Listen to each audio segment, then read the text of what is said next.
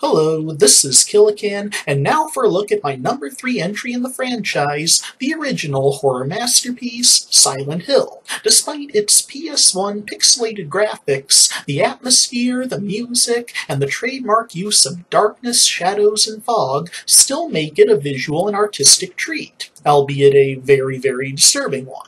It also defies game protagonist norms of the time. Unlike most games in that time period, even Konami's other star player MGS, you don't play as a macho super soldier like Solid Snake or DJ Blazkowicz, but as an everyman Joe Average, Harry Mason, who awakes from a car crash to find his 7-year-old daughter Cheryl missing.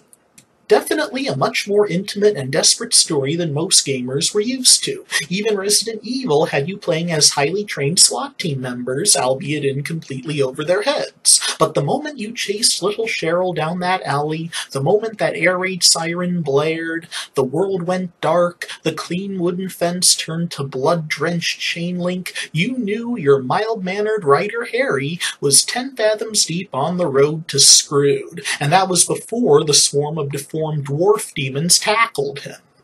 After being overwhelmed and knocked out, Harry awakes in a diner, having been rescued by the policewoman, Sybil Bennett, who soon sets out to find a way to call for backup, leaving Harry to search for Cheryl. A search plagued with deformed dogs straight out of the devil's kennel, even more twisted dwarfs, shady and suspicious locals, and demonically possessed nurses, the one enemy type to return in Silent Hill 2. Plus, some eerie but interesting puzzles, and a story that drives you forward into the mouth of madness with a compelling mystery and parental instinct.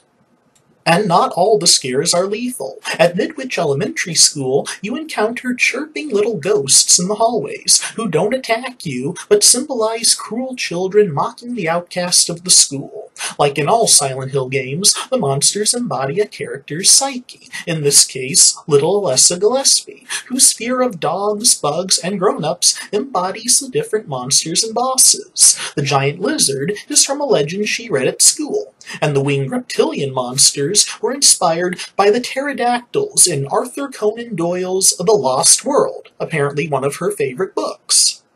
As the game progresses, it's revealed that Cheryl was a reincarnation of Alessa Gillespie, who was sacrificed by her own mother, Dahlia, at the behest of the demonic cult, the Order. But her soul managed to escape and rebirth itself as a baby, which Harry and his late wife found on the roadside and adopted 7 years ago. Hence, when Alessa appears to Harry, she takes the form of a 14-year-old girl, killed at age 7, reborn and returning home 7 years later.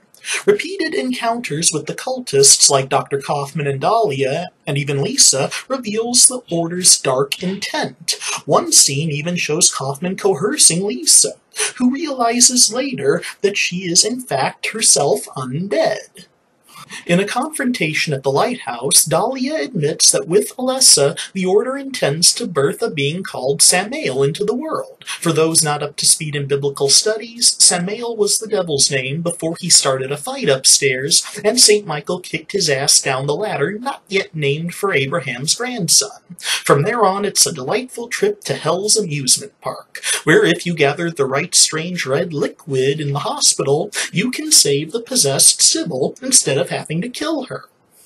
Depending on how much you explored and what events you witnessed, the final boss will either be shooting the glowing 14-year-old Alessa, killing her and the demon, but setting her soul free, or taking on a flying winged demon, killing it with chronic lead poisoning, Alessa handing you yet another baby reincarnation of herself before disappearing, and Harry and the baby escaping together. That second one is the canon ending, given that in Silent Hill 3, you play as a 17-year-old reincarnated Cheryl, aka Heather. And so began the greatest survival horror franchise ever. The most impressive thing about it is that even though it's seriously dated in graphics and gameplay, it's still compelling, and it still scares the hell out of you. A timeless, desperate tale of a daddy trying to save his daughter, and a sheer drop into the dark recesses of the human soul. And we love it. Thank you very much for watching. Please like and share, don't forget to subscribe, and peace out.